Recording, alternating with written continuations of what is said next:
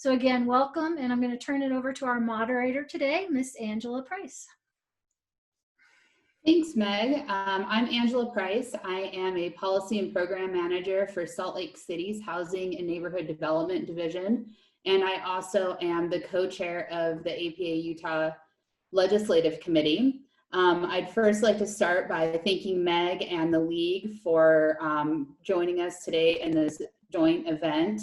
I think we are going to have a really great discussion on innovative ways our communities are addressing the COVID-19 pandemic and economic response.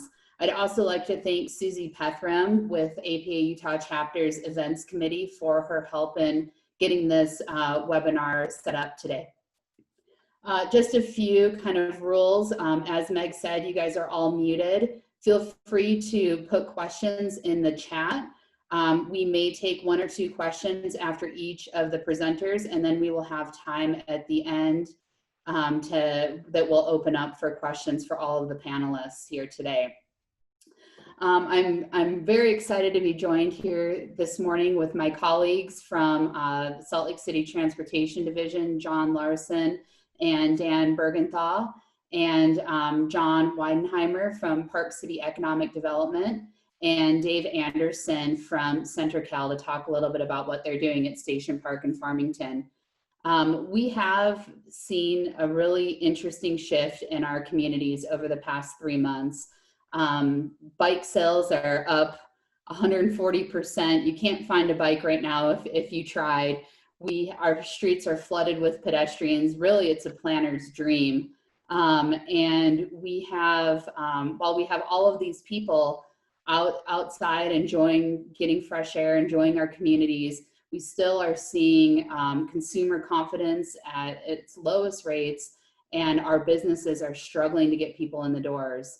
So I personally see this as an opportunity. With great challenge comes opportunities to be innovative, to be creative.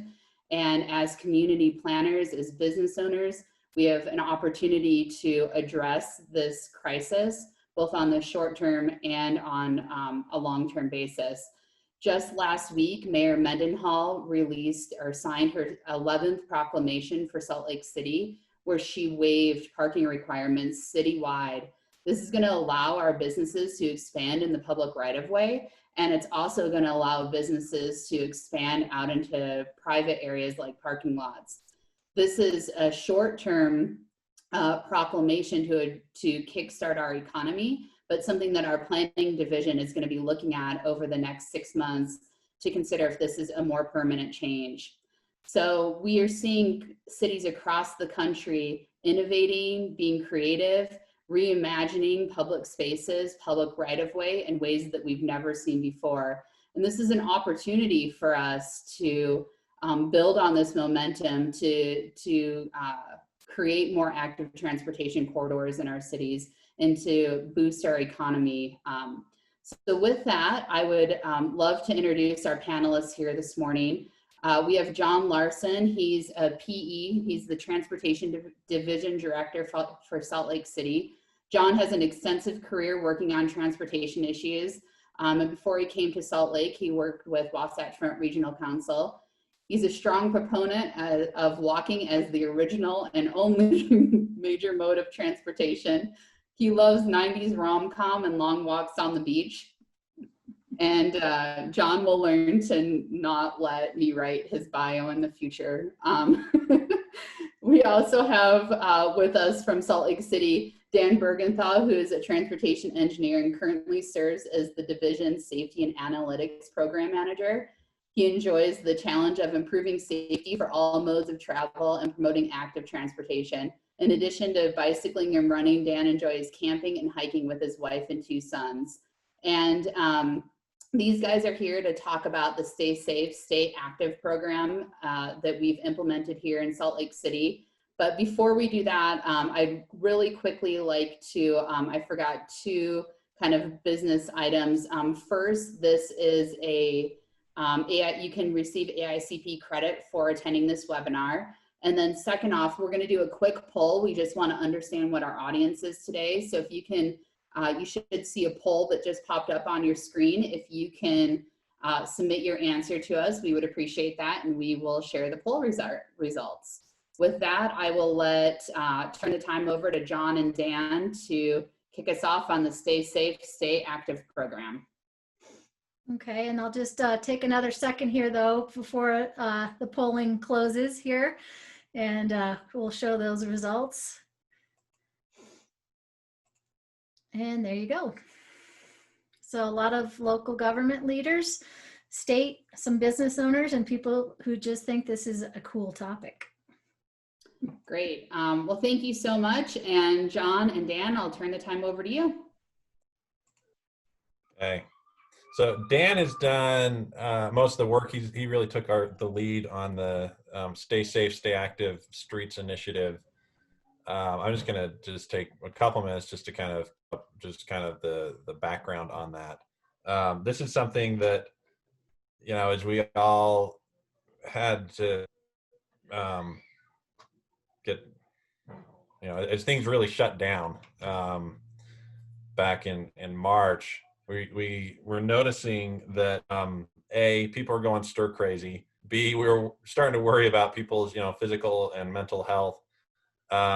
C, trying to think of any positive things that we could do as a city to show people like, hey, this is tough and we want to help in some way.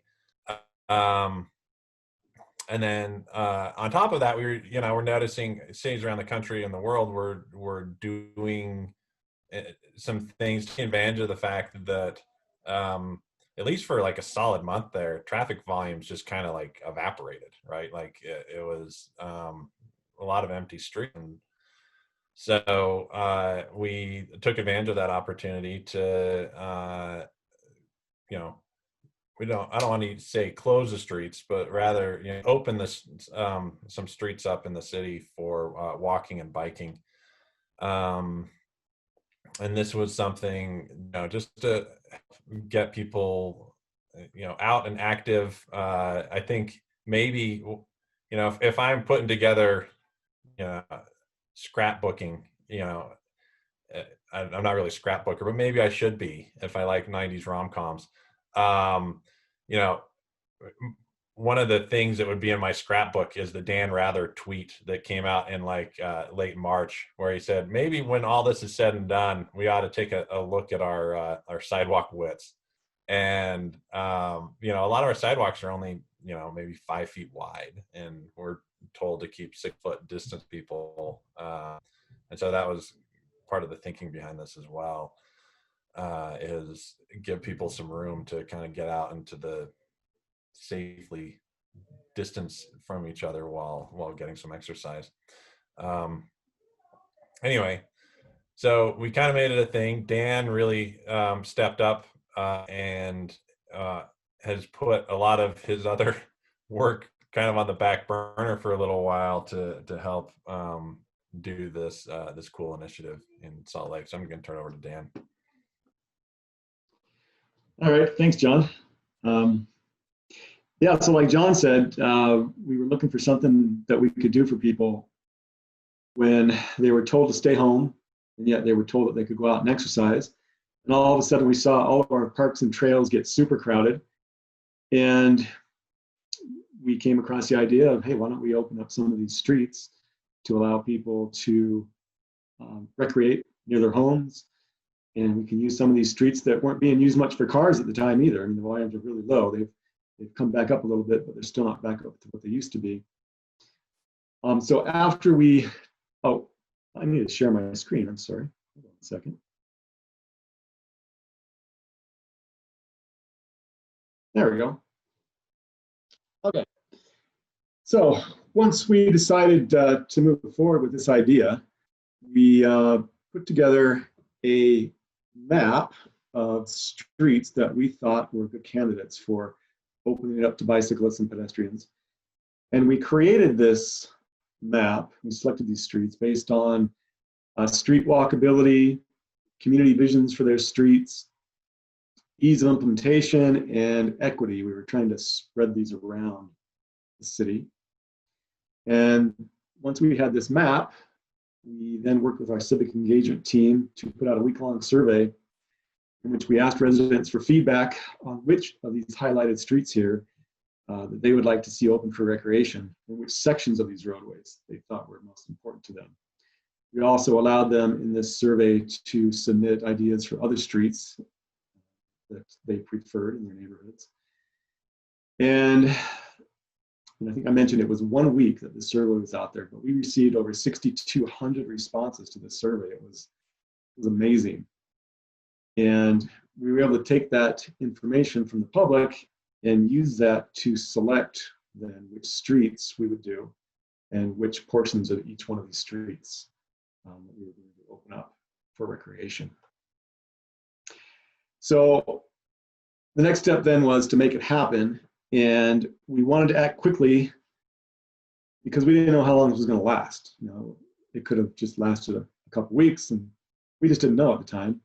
And so something like this typically would have taken quite a while to do because we would have had quite a bit of public involvement. But with the short time frame, all that we did was we contacted residents through social media, and also contacted the business owners and the community council chairs. We contacted them directly.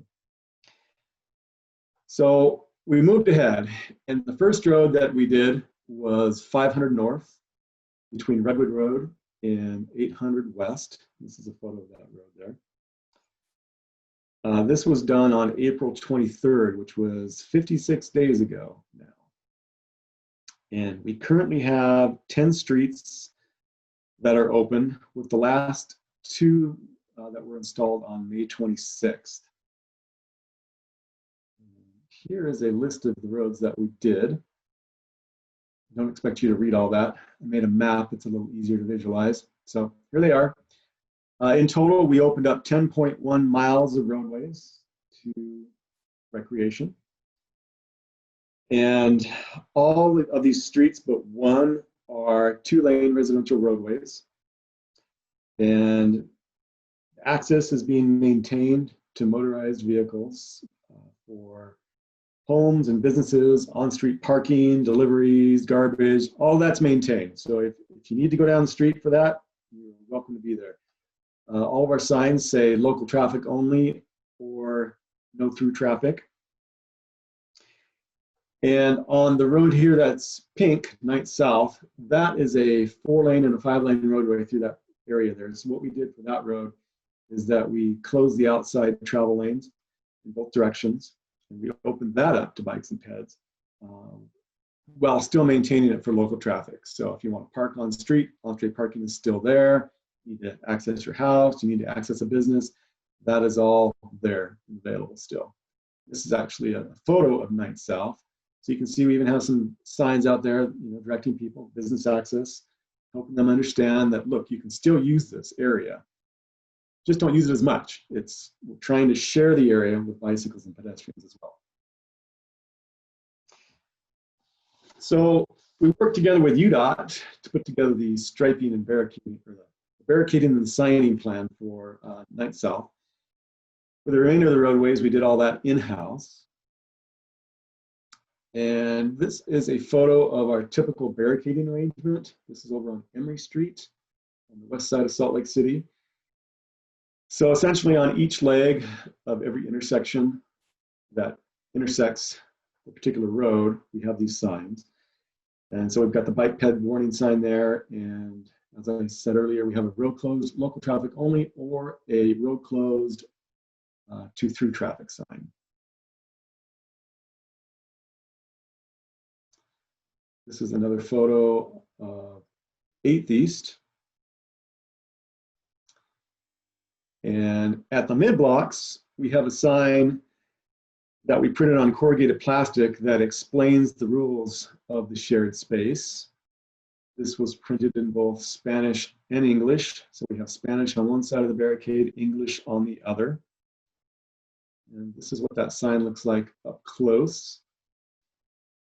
So essentially we're telling people, practice physical or social distancing by staying 6 feet away from each other. Don't gather in groups. Share the roadway. Pedestrians and bicyclists move to the right to allow motorists to safely pass on the left. Share the roadway, again. Motorists and bicyclists drive slowly, passing on the left only when it is safe to do so. And motorists are allowed to access homes and businesses or businesses on the street. And you notice that we stressed share the roadway in there, and also that motorists are allowed to access this roadway. The reason why we had to do that was because a lot of the pedestrians and bicyclists that were using the road were being a little forceful and taking over the road. They were getting after some of the cars that were driving through there and not moving out of the way. So we really had to get on. This is the second generation of this particular sign. So we had to get out there and let them know that, look, cars should be here as well. We're sharing the road out, not taking over the road. And let the motorists get into the businesses and into their homes. That's very important. So, like I said, we have these mid-block. You can see one back there, back down there. So we put those in the middle of the street. And we've noticed that when we've done this, we've had all these signs out there. It's also causing the motorists to have to swerve around, and it really slows things down. And that was the intent. We wanted the cars to drive really slow through here while they maneuvered around the pedestrians and bikes and the signs. Okay, as for costs and maintenance, we've spent about $30,000 on this initiative so far. That's been running since April. And it's currently costing us about $1,200 a week for the barricade rental.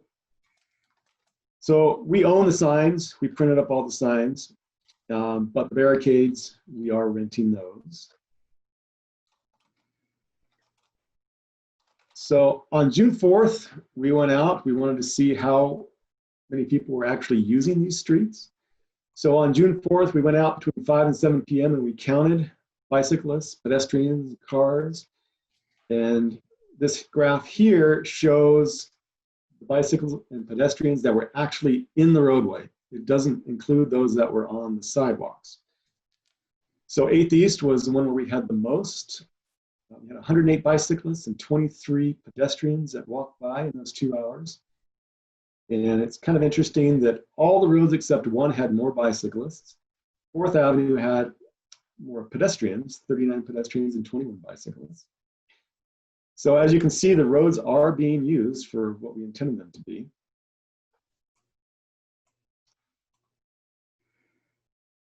And let's see. Next question that we always get is, how long will this last? And our plan right now is to remove them all at the end of this month. So we have another week and a half, and then these are all going to come out. And the reason for that is basically we just were able to find enough funding for it to last that long. And we were initially saying that we were going to take it out if we went to green, or the green phase, or we came to June, whichever's first. It doesn't look like we're going to hit green anytime in the next week and a half, at least in Salt Lake City. So it looks like the end of June is what we're shooting for right now. So with that, I can answer questions, or we can move on to the next presenter. Yes, there are a couple of questions on the call or on the chat box for Dan. As traffic has started to come back in the city, has there been any observed upticks in traffic on the parallel streets that haven't been open to bikes and pedestrians? If so, do those streets have the capacity to handle the increased traffic? Well, when I've been out, I have not noticed that the traffic has increased all that much since we started this. However, we have not gone out and actually taken counts, so I really can't answer that. But based on what I'm seeing out there, traffic's being handled just fine on the adjacent roadways. Okay. And then one other was, do you have any thoughts or plans to use more aesthetically pleasing barriers or delineators? Well, since we're taking this out in a week and a half, no, we're sticking with what we have right now. Perhaps if we have a chance to do this at some other time, we can look at doing something different with the barricades. Okay. We have had some issues with the barricades. Talking about lessons learned, we've had a lot of windstorms this spring, and every time we get one of those big windstorms, which usually come in on a Friday evening, makes a big mess of a lot of these barricades because they have the signs on them and they just weren't really designed to hold up to 60-mile-an-hour winds. So, adding sandbags or something like that would probably be a good idea in the future if we were to do this again. Okay. And then two more is just any data on changes in vehicular speeds, and then how much additional pedestrian and bike traffic has been increased over normal numbers. Hey, this is John. Can I jump in just really quick on the aesthetic question? We did purposely choose a lot of streets that are identified in our pedestrian bicycle master plan for what we call neighborhood byways, which are basically a permanent version of this temporary effort, where we would add, traffic calming, traffic diverters, additional infrastructure to help make it safe and comfortable to cross the major intersections that cross these streets. And then we're also working on some citywide signage that we could use for as we start building these neighborhood byways that would help designate them in a way that would be aesthetically pleasing. Best example we have right now, really the only one we have, is 600 East. Was our first implementation of a neighborhood byway, and then this summer Emory Street was one of safe active streets. By the end of the summer, we should have the neighborhood byway built there as well. Okay. And then we have so I think a couple more questions coming in. And then, so that first was about, did we do that on the data in changes in vehicular speed? No, we haven't yet. Okay. We have not, on these roads, we haven't been putting any equipment out there to track vehicle speeds, but I've been out there a lot, and the cars are driving very slow. I would say we've probably taken them from 25 or 30 down to 15 or so, depending on how many cars are parked along the sides of the streets. And you get a car on both sides of the street and a barricade in the middle, it's a pretty tight squeeze, so people are going really slow. Okay. And then we had how much additional pedestrian and bike traffic over normal numbers? Well, we don't have a lot of before numbers, so I can't really answer that, except to say that there's a lot out there right now, so it's up a lot. Sorry, I don't have better data than that. Okay. And then how about liability from signs and other potential pedestrian car accidents? Any worries there on that front? Well, it's not any different than any other time that you have a construction project when you put barricades out in the roadway. We haven't had any claims come into the city on the roads that we have done. There was one call that I did get about somebody who hit a barricade. That was on a street. We actually have a road. We have two barricade companies that we're working with. The first one is under contract with us, and they are responsible for all the barricades, maintaining them out there. And the other ones we are responsible for. And the particular roadway where that person hit one of the barricades was on the roadway being maintained by the barricade company. And my understanding is that on those roadways, that the barricade company needs to work with anybody who files any type of claim. So the other roads, we haven't seen anything yet. Okay. And then the last one we have in from the president of the Utah APA chapter. So you better be on your toes for this one. But this question comes in: were there any streets in which they changed the allocation of space in a busier right-of-way, like an arterial? And if not, why? Many major cities around the world have done so. Yes, Night South is an arterial. And we took the outside travel lane on Night South. But we still have enough capacity on, we basically turned it into a 3-lane road. 3-lane in one section and the 2-lane on the other. And with the traffic volumes that we're seeing out there right now, they've been handled very well on those. But I think the intent was more so in the neighborhoods. We were trying to give people the chance to use these roadways closer to their homes instead of on the bigger roadways. So don't know if John, if you have any comment on that. I'll just mention 9th South. The reason we chose that is we actually have a project in the pipeline to permanently reduce the number of lanes, or I guess better said, reallocate the right-of-way space.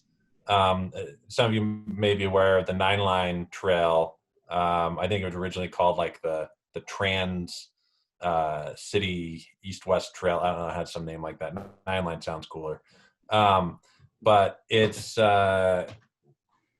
we're working on the design right now. I think construction should begin next year on that. And so we're actually going to permanently narrow the travel, the amount of asphalt by actually moving the south curb in considerably. And so instead of being 2 lanes each direction, it'll be 1 lane each direction with a behind curb 2-way urban trail and additional landscaping, etc. So that's a project that we're pretty excited about. And so this kind of helps hopefully lay some of the groundwork for that and show that the street functions just fine with only one vehicular traveling each direction. Excellent. Thank you. Angela, I'll pass the baton to you, to the next speaker. Perfect. Thank you. Thanks, Salt Lake Transportation Division. You guys are doing great work. Our next speaker that we have here today is John Weidenhammer. He is Park City's Economic Development Manager and has worked for Park City for over 20 years. His priorities include supporting destination tourism initiatives and enabling a sustainable business environment through a focus on placemaking. John manages many of Park City's capital projects, all event-related activities, trails and open space initiatives, and the majority of the city's real estate interests. He and his wife have lived in Park City since 1994 and have a 10-year-old daughter. John is here to talk about what is happening in Park City, both from an economic development standpoint and also what they're seeing in an active transportation and open space component as well. So I will turn the time over to you, John. Thank you. Thanks, Angela.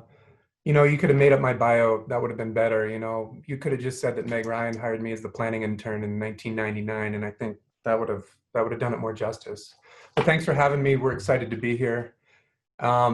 If you can see my screen, you know, I went to pull up a picture of our repurposed Main Street, and the first slide that came up when I went to dump a picture in was this picture of Main Street. It was probably the 3rd week of March, and it was probably 6 to 8 weeks. Main Street looked about like that, and we saw horses on the street more than once. And the irony for me is that I spent the better part of the last 3 years essentially mitigating for the impacts of the resort economy on our local community instead of traditional economic development. I'm squarely back into traditional economic development right now. But the post that the guy tied his horse to here was a drop and load zone. It was a 2-year effort to figure out what the heck we were going to do on Main Street with all our taxis and concierge vehicles and ground transportation companies that had made Main Street untenable, uncomfortable, and really difficult to deal with, and really just not that fun to be on. And so the fact that you've got a guy that tied his horse to it when he went to get his mail, I couldn't not put it in the slideshow. So anyway, what I want to talk about today is, I can do this, I think.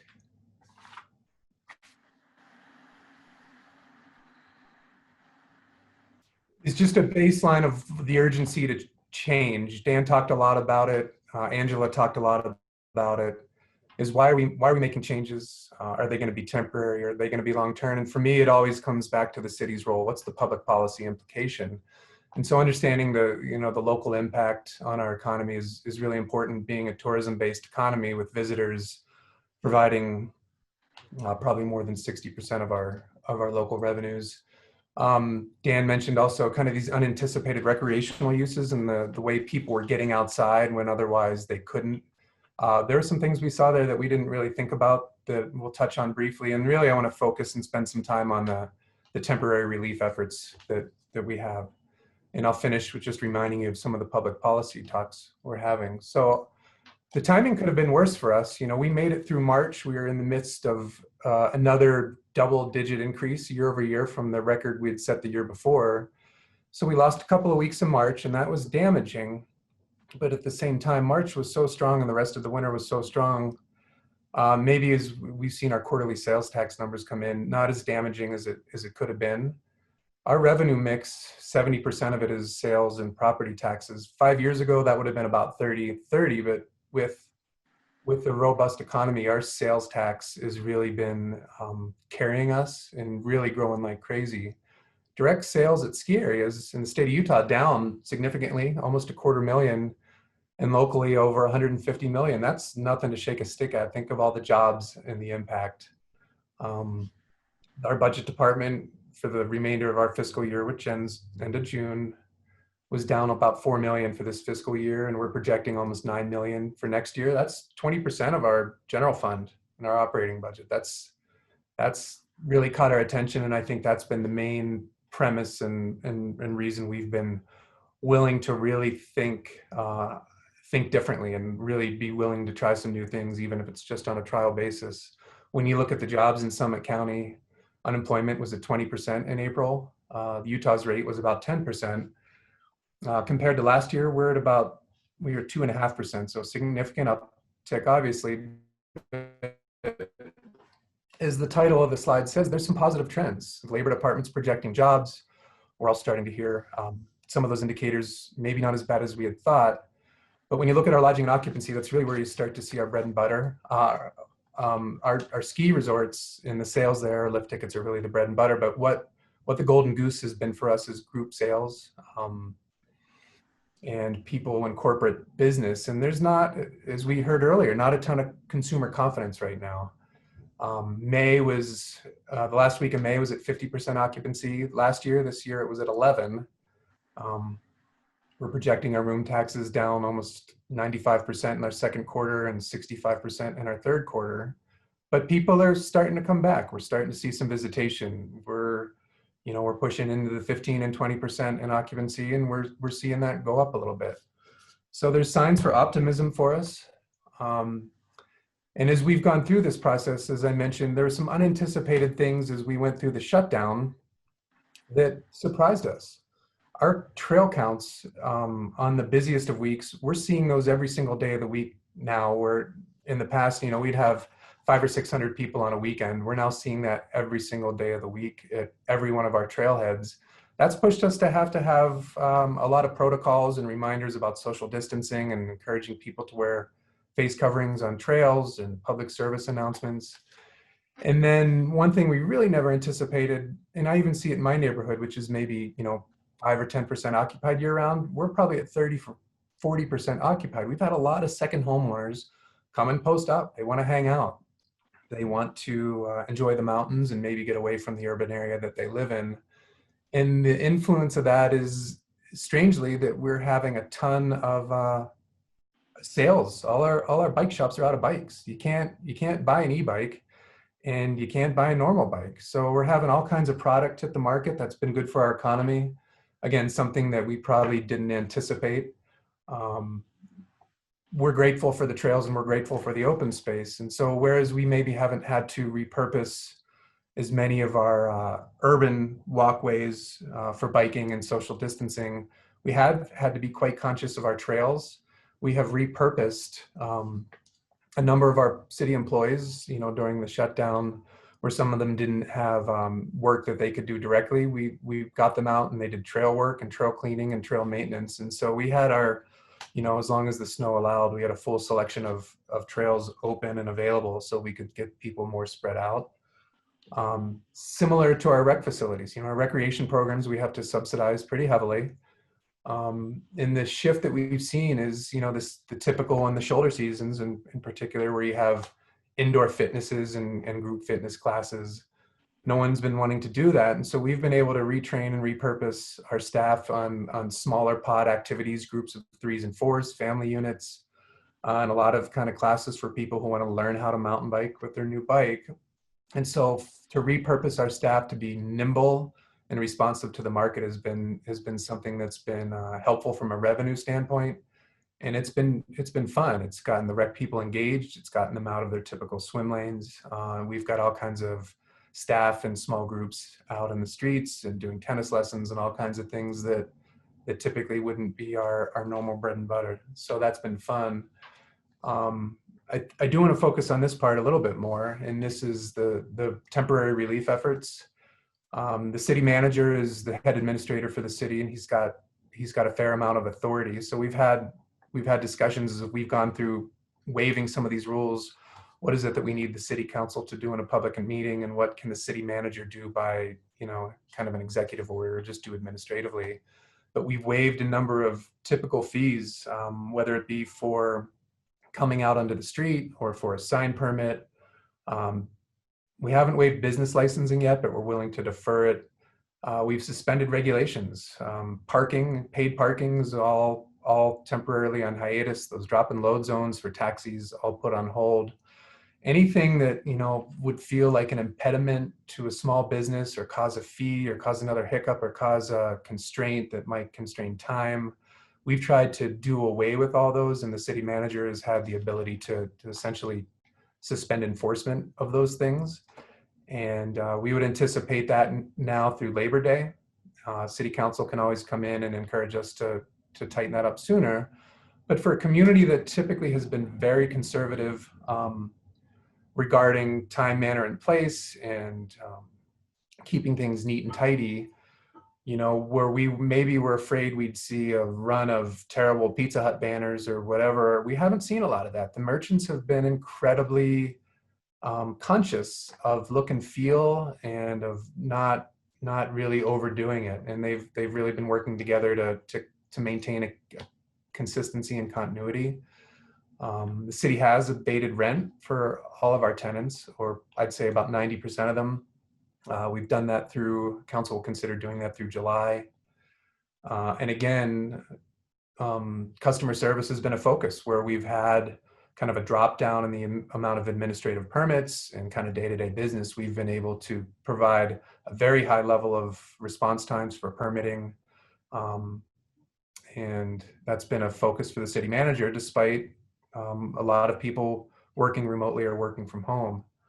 Another item that we wanted to figure out when this first started, we talked about, should we create a small business loan program? I know Salt Lake City, or Salt Lake County, I think, has done that. And we held back in the beginning and didn't infuse the market with cash right away. But what we have done is we've put $450,000 and infused those into 2 or 3 of our local not-for-profits that are feeding and helping with our most vulnerable populations, the Park City Foundation and the Christian Center, and I think it's the Jewish Family Services in town. And that's considerably helped our not-for-profits, help the vulnerable people. And again, that's employees and service workers, people that might not be comfortable going through a government program or asking for help. The city council also has allocated $250,000 in cash, and my belief, their expectation is we are going to get that directly into the hands of small business. We're still working out a program by which to do that, but the expectation from my bosses is not a whole lot of criteria and hooks. We really just want to get that into the community. So we're working on the details of that.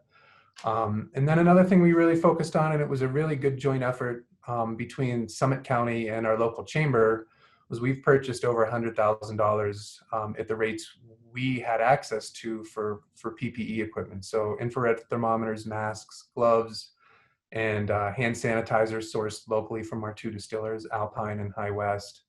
And we were able to bring at a significant bulk cost materials and supplies and equipment to people, so they felt comfortable in reopening and didn't feel like there was going to be a big impediment to opening business, that they didn't have access to masks at a salon, or the ability to open because they couldn't source wipes or whatever. So that's been something that I think has been really productive. And then I think here's really the meat where I start to align with the Transpo guys a little bit. It was the repurposing of Main Street and closing it to cars. There's, since the Olympics here, where we did close the street, we did that with $200,000 a day of support programming and activation, along with transportation, police, public safety, not to count the cost of the satellite parking lots. So the Main Street merchants have always been very sensitive. They've built their businesses around tourism and around people driving to the street. The merchants have been quite sensitive to community and resident push to create a closed street year round. But to their credit, the city council didn't want to do or force anything on them. To their credit, the merchants have asked the city for a way to close the street down on Sundays, close it to cars, and we are letting them come out into the streets, provided a fire lane is maintained, without a whole lot of regulations, without a whole lot of constraints. Liquor's not going to be allowed unless those merchants go through a DABC process to get their premise specifically licensed, whether that's a year-round or whether it's through a single event liquor permit, which I believe is going to be an option for them. But fundamentally, it allows social distancing. It allows restaurants to exceed and push their 50% constraints on occupancy and capacity. It allows for some vibrancy and some fun. It allows locals to get out and see the street, remind us all how fun it is. We have said that we're not going to allow people who don't have a Main Street business license to come into the street. So if you want to serve ice cream as part of your retail shop, you better go find the guy on Main Street and not bring in somebody from the outside to do that. We haven't heretofore allowed communal programming, whether it's music or like a band. We have allowed a cello player and an acoustic guy that would be an individual business's entertainment, but we don't want to have a larger thing that would kind of be the moth to the light scenario that would draw people to one end of the street or the other. We want it to feel pretty organic. We did last week have our first week. I think we had about 20 people on the street, and it was a success. Lots of people walking around having fun, tons of social distancing space. Sales were almost on par with last year's. We're already seeing for this weekend an expected to 100% increase the number of merchants participating. I think there's maybe about 120, 130 storefronts, and we're going to be up to 40 or 50 participants this week. So it should get bigger and better and more fun, and that's the goal. One of the questions I have is, and you're not going to see it in the pictures, is do we have people with face coverings? And we didn't have a ton of that, and that's been a concern, and that really starts to tip our public policy on it as we're facilitating and enabling and bringing people to the street. What's the expectation for the city council? What's the expectation for the merchants to have face coverings? Obviously, the individual businesses can, and the majority of them, I think, do encourage, not mandate face coverings. The city hasn't assumed any kind of role of requirement to do that. We have enabled this process through a special event permit, which gets us out of any kind of land use authority or land use precedent. We haven't had to amend our land management code or any ordinances. Jenny Dearson, our event manager, with council's authority, has the ability to essentially hold the rules off, and we're going to approve a special event for each of these Sundays. The question, did the Trojan horse land? What's the land use precedent? The merchants are concerned that everybody's going to see, one day of programming a week and think that it was so great, it's going to be a precedent for shutting down the street the rest of the year. I think there's been a pretty cognizant statement that this isn't a Trojan horse. This is a trial. It's a pilot only. It's just Sundays for the rest of the summer. We asked the street if they wanted to consider this the rest of the week. We've had talks with other business districts about, again, the city not wanting to be in the way of commerce and reopening of the economy. Meg, I see I'm at 16 minutes. I'll get close to done. And the Main Street has said, we don't want to do this every day of the week. We want to do it one day of the week. Our businesses were built on cars. They're built on tourism. They're built on visitors. It's not necessarily based on locals visiting us, but we do want to try it.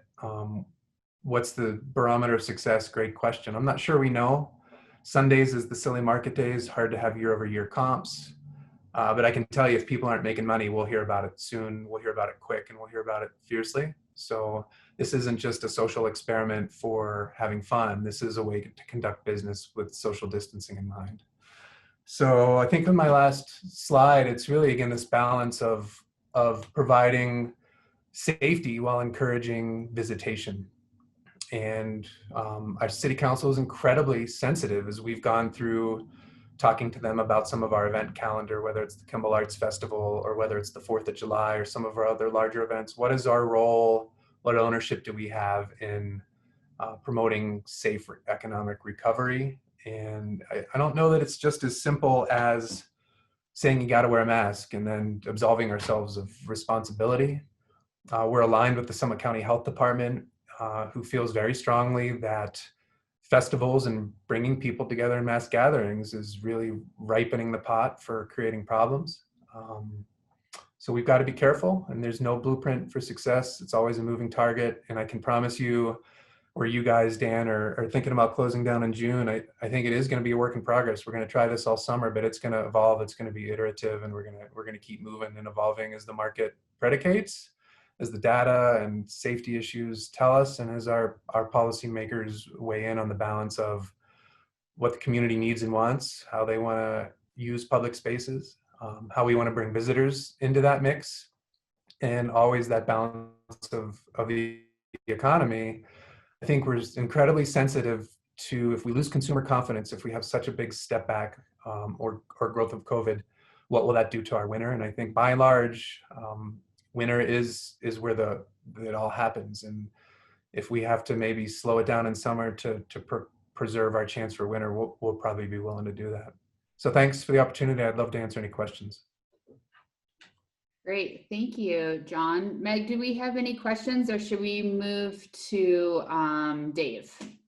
I think we can move to Dave, and if others come in, we can circle back to them. And thank you, John. That was very, very helpful. Interesting stuff. Thanks, John. It's interesting to see how the shift that's happening in Park City right now. So thank you for sharing that with us. Next, we have Dave Anderson. Dave is with CenterCal, the development company that developed Station Park. I always want to call it Farmington Station, thinking of the track stop there. Dave manages 2.2 million square feet of mixed-use development in Utah for CenterCal properties, including Station Park, Canyon Corners, and Mountain View Village. CenterCal Properties LLC is a full-service commercial real estate company based out of El Segundo. I don't know if I may have slaughtered that, California. He has more than 28 years of experience in mixed-use shopping center management and has managed some of the most prestigious retail destinations in the country. We're really excited to have Dave here with us today to shed some light on what's happening in the private sector and the adaptations that you're making. So with that, I will pass the baton to you, Dave. Great, thanks for the introduction. Let me share my screen real quick.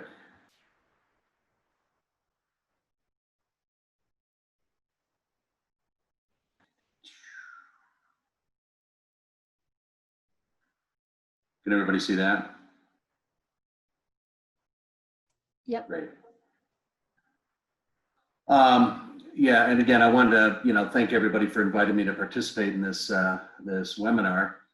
As Angela noted, we have three pretty significant shopping centers. One, in Farmington, up at Station Park, and then up at Kimball Junction, Canyon Corners, and then down in Riverton, Mountain View Village. But yeah, our team over the last couple of months has totally had to think about how to operate our centers during the COVID situation. And we went to great lengths to develop, and keep our centers open. We never shut down, and we had our retailers, a number of those guys, based on the regulations and the guidelines, did close.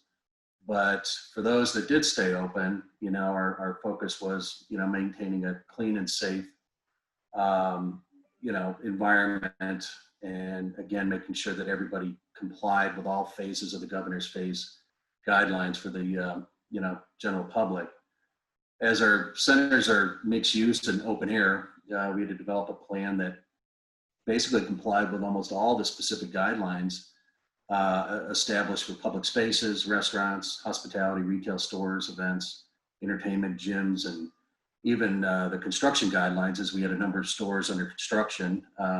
We actually opened 4 or 5 retail shops over the last couple months, and then we have our phase 2 project going on in Riverton. So yeah, we had to basically juggle and keep our eye on the ball and assist our retailers basically on all levels. So it was quite the challenge.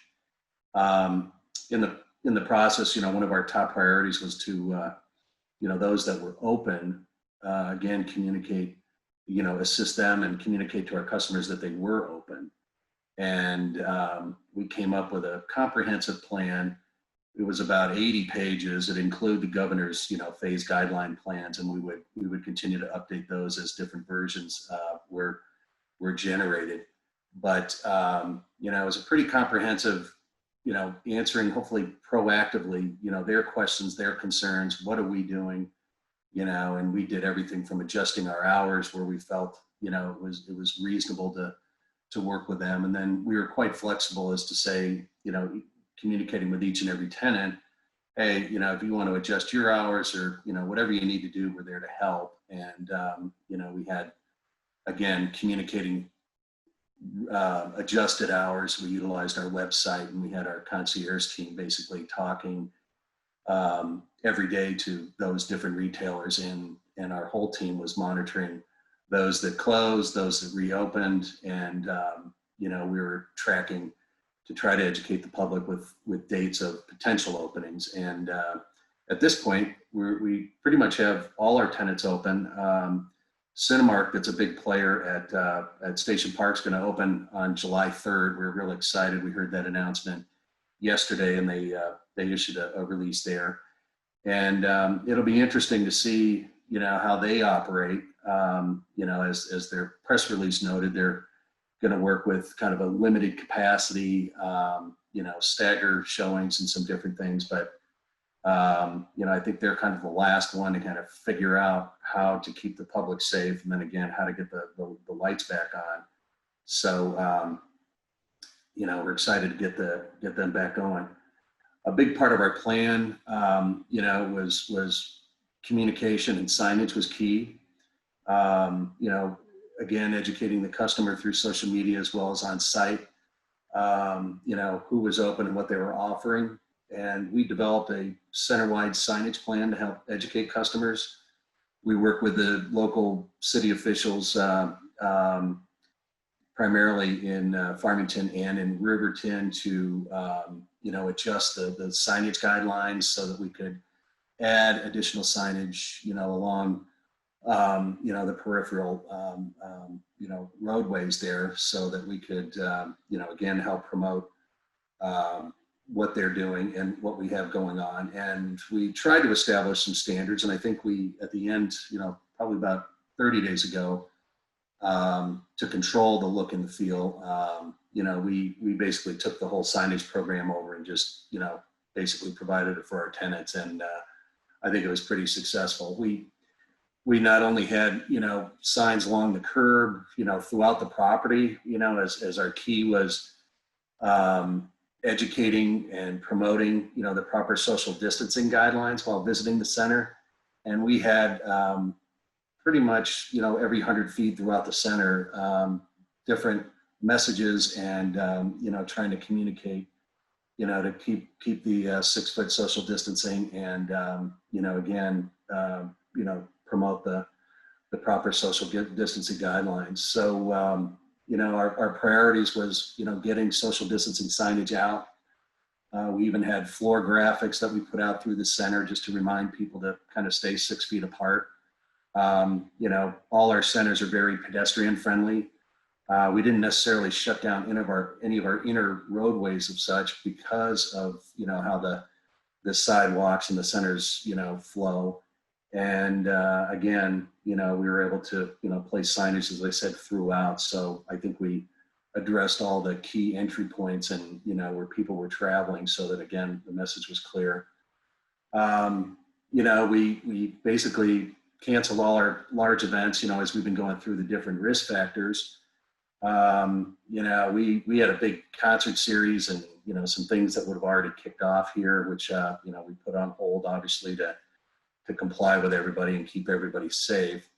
And, throughout, the public spaces at each property, we put together a plan to kind of modify our common area seatings, based on the guidelines. Right now, we have, a select amount with regards to like our soft seating in our parks, and in addition to common area seating with our restaurants that we provide, making sure that everything was spaced out properly. And, we've been adjusting that as the different risk factors have been going.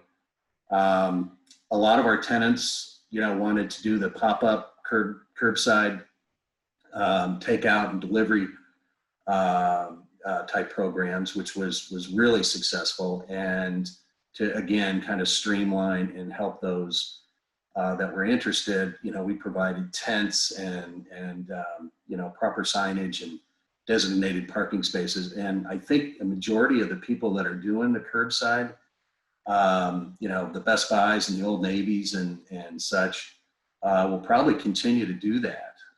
They've seen it's kind of the new norm, and they're pretty excited about, people, especially I was talking to Old Navy yesterday, and, the people that are ordering online and then coming into the store, the traffic numbers have been real significant. So it's a, real plus there, and we'll continue to work with them to, execute those programs. So we took the liberty of, placing hand sanitizing stations, our cleaning team, our operations team, we made sure that they were, properly attired with, protective gear, and, again, to help communicate to our customers that came on site. And we continue to do that we are practicing, everything proactively as it relates to, keeping the center safe and maintaining an aggressive cleaning program. And, we up all our disinfecting and cleaning procedures for all our touch points. I think we had our team at least 4 or 5 times a day, making sure that if it was a restroom, you're in there cleaning. If it was, a door handle to, a common area lobby or an office lobby, if you're in an elevator, different things. But it was a pretty lengthy list, and our team was hopping, and we actually brought on more reinforcements to kind of help execute that plan. So, I think we've been real successful with that, and it will continue, until things kind of change there. And we adjusted, some of the services and use of our amenities. We shut down our play areas, kind of still shut down as a little hard to control the little ones there. But, we stopped doing some, like stroller rentals and different things there. But soon as things change a little bit here, we'll jump back on there.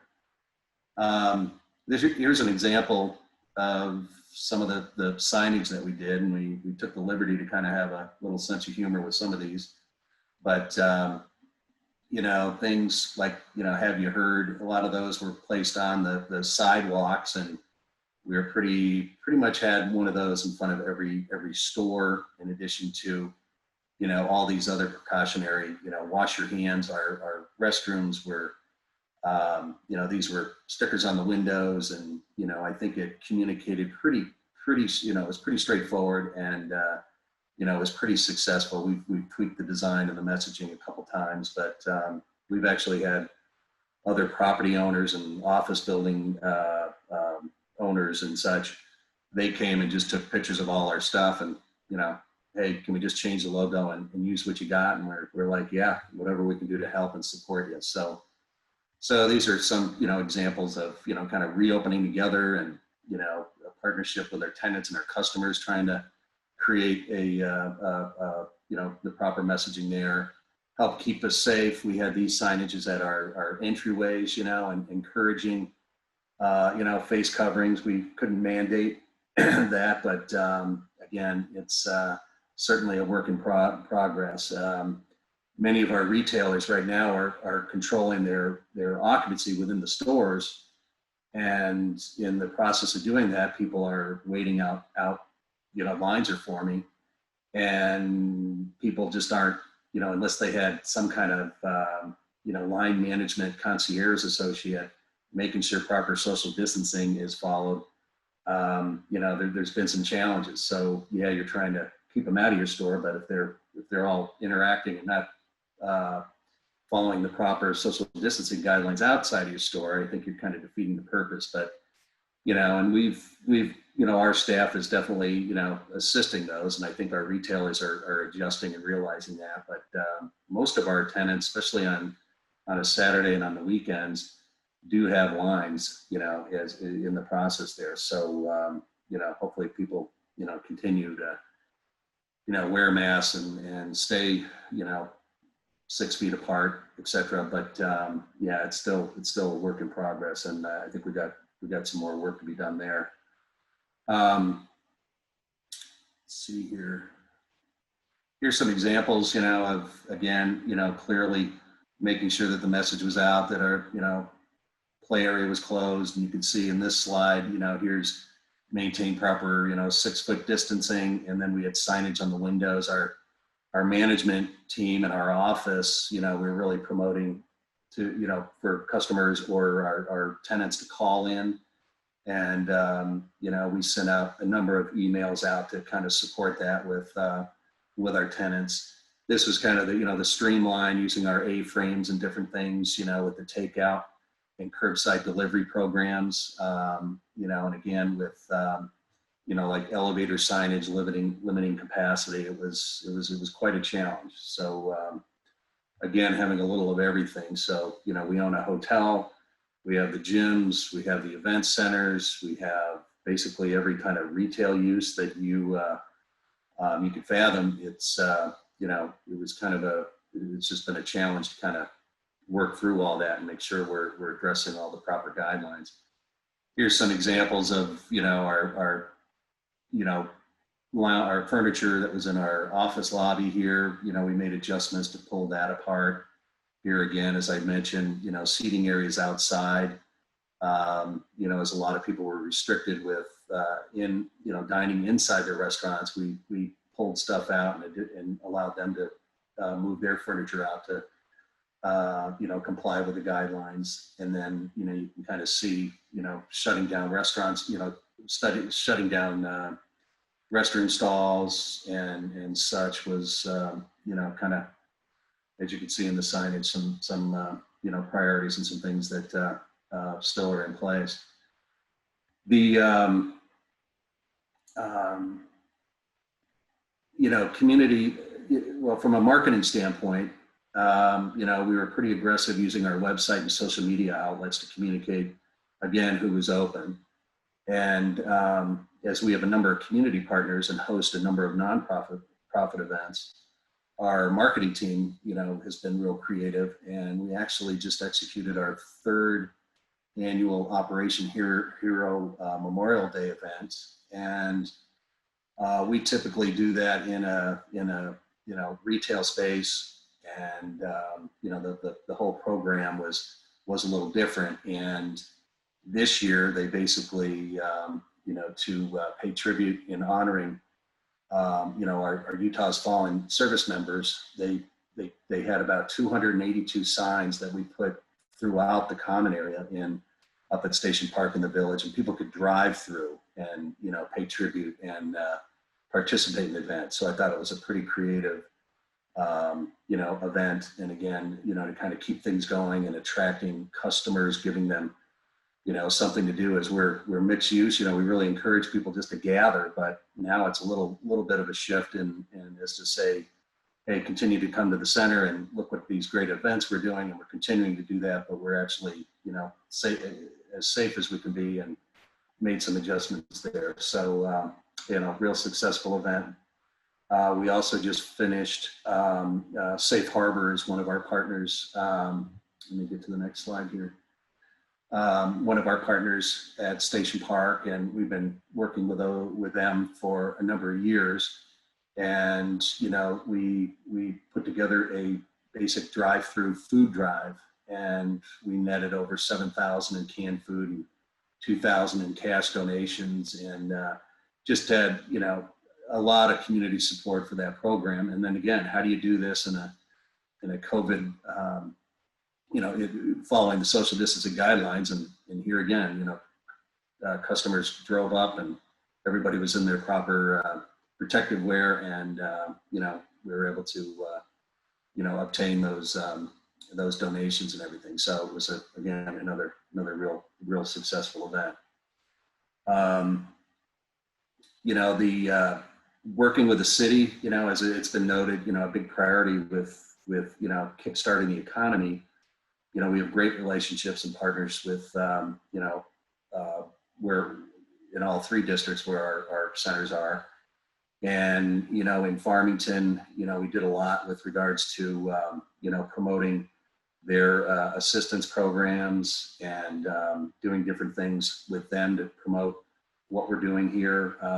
In Riverton, actually, Mayor Staggs had he did his Mayor's Minute and would come on property and featured a number of retailers. And, you know, with proper social distancing, you know, he would meet with the store manager, this and that, and basically, you know, have a brief discussion on what they're doing, what their challenges are, and hey, we're open. We had a lot of our marketing efforts were based on the governor's, you know, message, and what he was promoting is to eat out 3 days a week. So we really pushed that with all our media outlets, and you know, the mayor participated in that. So it was, I thought, a great partnership, and you know, a big success there to help you know, generate awareness for what was happening at the centers. But you know, that's just kind of a brief example of how we're kind of rethinking our public spaces, and you know, how we're operating our shopping centers, and we'll continue to adjust moving forward. But you know, again, I'd love to answer any questions, and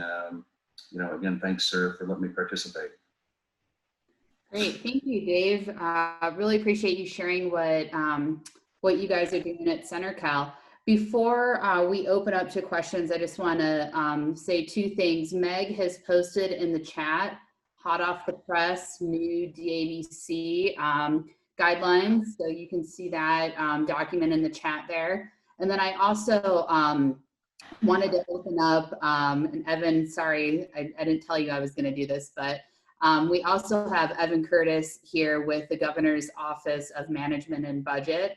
And Evan has been working closely with us on ways that we can kickstart our economy. And so I also want to throw Evan in the fire here for questions. So I did see we had a question from Christopher that says, Station Park is pretty unsafe, unfriendly to bicycling. Any thoughts on testing out ideas for making it more safe, uncomfortable while vehicle traffic is lower? Well, you know, our customer, you know, their safety is our top priority, but, you know, we do kind of restrict, you know, people driving their bikes on the sidewalks, but it's wide open for them to ride through the centers, you know, on the roadways. And, you know, I think, you know, if there's any specific concerns, certainly reach out to me, and we can address those. But, you know, our goal is to be pedestrian friendly, you know, with, you know, bicyclists, people that are, you know, the skateboarders and stuff like that. You know, we do try to establish some guidelines for those individuals, but, you know, it's evolving. So, hey, we're willing to work and adjust. And, you know, if the community says, hey, we're not that friendly, let's make the adjustments. So that's kind of what we're all about. Great, thank you. Not seeing any other questions. Does anybody have any closing remarks they'd like to end with? Else I'll close us out. Well, Angela, since you went ahead and threw me into the ring of fire here, I'll just make one little comment. Just to end, first to thank the League of Cities and Towns and APA for hosting this. What a great event this has been, and I really appreciate everyone's comments. You know, as I've been thinking about this, we hear about in evolution, only the strongest survive, and that's not really true. It's the most adaptable survive, and I think we've seen examples of that in our cities here today. And as we've seen adaptations to make sure there are safe places for people to get out, to recreate, and to patronize businesses responsibly. And I hope we can continue to do that. So many of our places in our towns rely on businesses, and if those businesses go away, that place goes away, and it really isn't going to be the same quality of life that we enjoy. And so again, just appreciate all that the panelists have done, and all the cities that are doing this throughout the state. So just to encourage all of our cities to continue throughout the summer to try to find ways to adapt and support our businesses and our downtowns throughout this pandemic. So thanks so much. Thank you, Evan. Great words. Go ahead, Meg. Great, and thank you all, Angela, for moderating all our panelists and all our attendees today. We will have this recorded and posted with other additional resources as they come in on the league website as well as the APA website. We'll have a final lunch with the league series next Thursday at noon. Exciting catch up on Open and Public Meetings Act, ethics, rules and procedures and training. So any of you staff that have planning commissioners or city council members that want to attend, please send them our way. Thank you all for being here today. Thank you.